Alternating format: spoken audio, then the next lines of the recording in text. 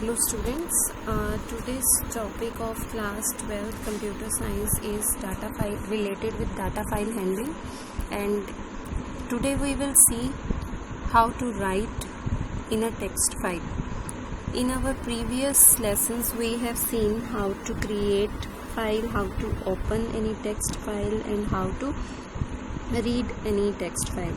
Even we have seen various use of reading over text files, that was use of read function, use of read line function and use of read lines function. So today we will see how to write in a text file. Means हम ये देखेंगे कि आज किसी भी text file में हम कैसे राइट कर पाते हैं. So for writing purpose over a text file there are two functions. One is write and another is write lines. So for that purpose I have explained here. Writing to a file we can use write and write line function. So right के बारे में क्या है कि ये right function आपसे एक argument लेगा स्ट्रिंग टाइप का, और फॉर यूजिंग राइट फंक्शन अगर आपने एक लाइन राइट करनी है अपनी फाइल में तो आप नॉर्मली राइट कर सकते हैं राइट कह के. अगर आपने मल्टीपल लाइंस राइट करनी है अपनी फाइल में और यूज़ करना है राइट फंक्शन को ही, तो आपको स्पेसिफिकली मेंशन करना पड़ेगा उस स्ट्रिंग में किसको, स्लैश एन को. Slash N backslash N means next line character आपको देना है. अदरवाइज आप एक ही बारी में सारी लाइंस एक साथ भी राइट कर सकते हैं with the use of right lines. So today we will see what is the use of write function and what is the use of write line function.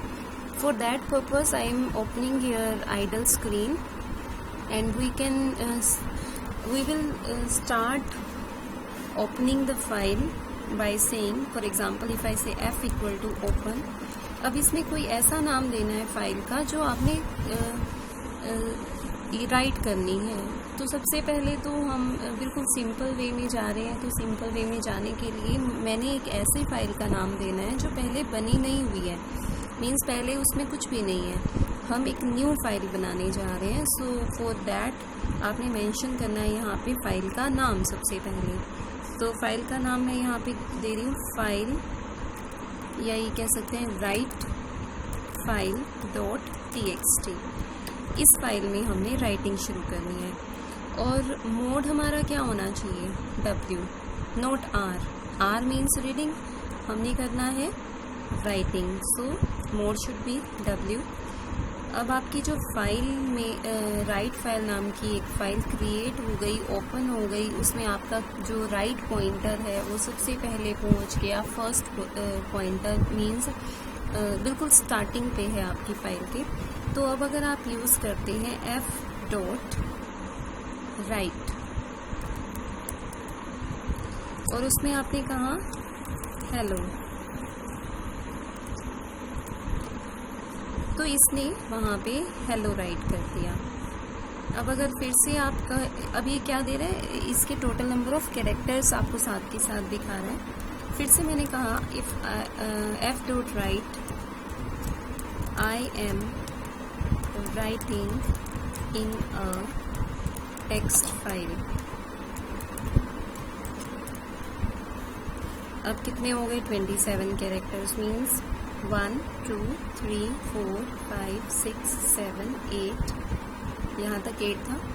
9 10 11 12 13 14 15 16 17 18 19 20 21 22 23 24 25 26 and 27. Means अब write function के through आपने 27 characters इसमें write कर दिए. So again if you say f dot write, now I am saying bye.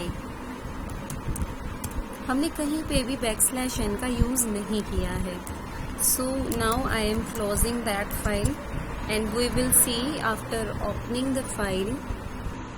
Open, आपको पता ही है कि जब भी कोई फाइल बनेगी बाय डिफ़ॉल्ट उसी फोल्डर में बनेगी जिस फोल्डर में आपने अपने पाइथन की फाइल्स रखी हैं. तो सारी जितनी भी फाइल्स होंगी आपकी यहाँ पे मिलेंगी.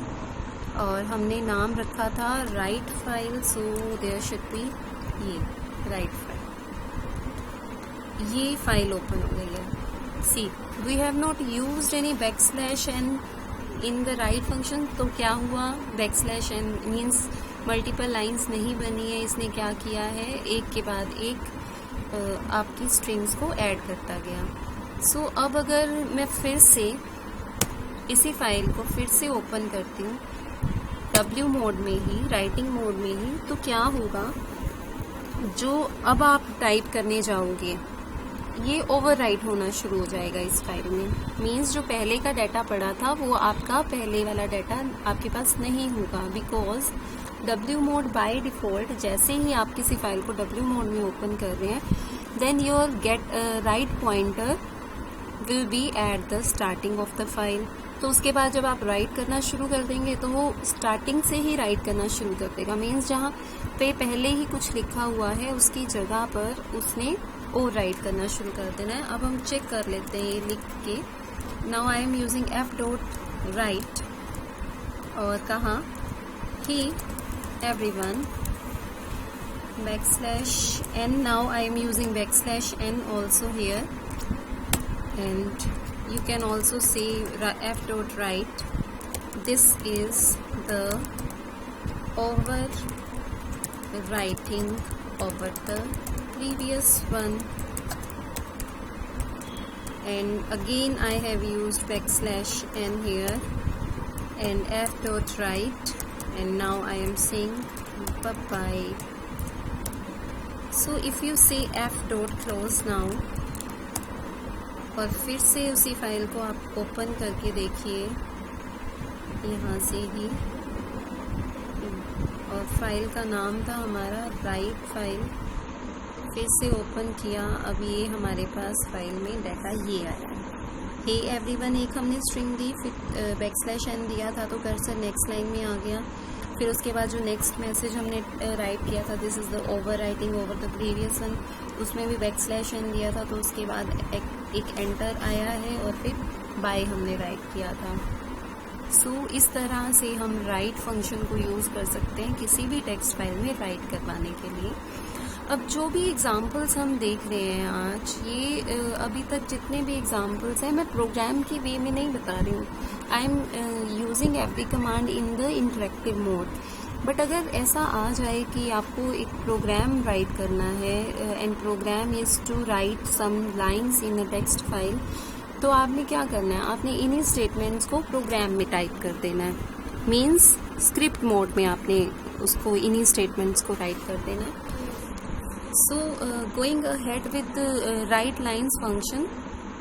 अब राइट लाइन फंक्शन के बारे में क्या है कि अगर हमें बहुत सारी लाइन्स एक साथ टेक्स्ट फाइल में राइट करवानी है तो उसके लिए हमें हमारे पास क्या यूज़ करना है, उन जितनी भी लाइन्स को हमने, लाइन्स मतलब स्ट्रिंग, जितनी भी लाइन्स या स्ट्रिंग्स हमने एंटर करवानी है अपने फाइल में, टेक्स्ट फाइल में, तो उसे हमने या तो लिस्ट की फॉर्म में देना पड़ेगा या टपल की फॉर्म में। अब वो कैसे होगा, सेम अब यही पर्पस हम means I am now using right line function. So for that f equal to open, and now I am again opening the same file and in the same mode, that is the write mode. But अब हमने एक list पहले create कर ली L, जिसमें मैंने अपनी first line type की, हे students, और फिर कहा बैकस्लैश n, या अभी बैकस्लैश n का यूज़ नहीं करते हैं। My next line is hey students how are you, and again bye for now. सिर्फ इतना हमने मैसेज टाइप करवाना है उसमें फाइल में। Now you can use f dot right lines and in bracket you can say L.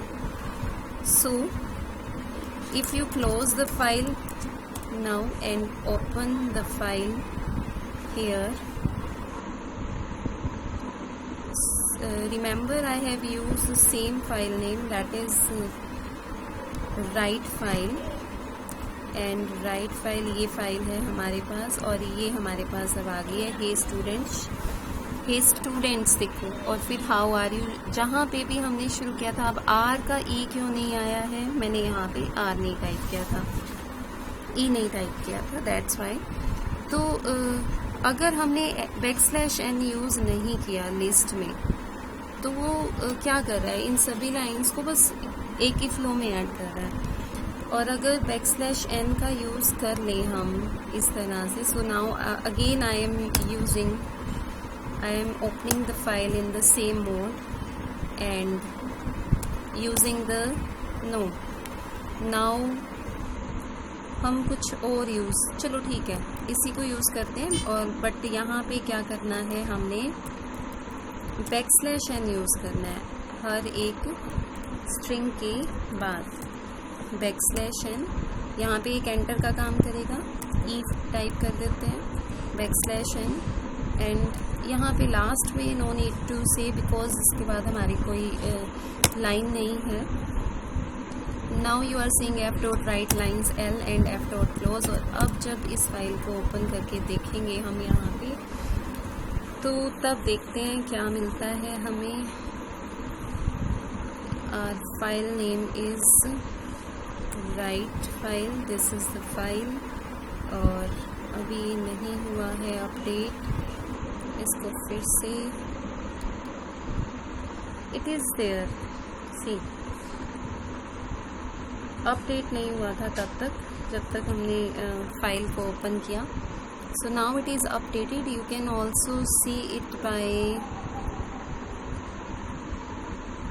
again check if you want to see again the difference. Then now I am here using another list जिसमें से कुछ miss कर देते हैं और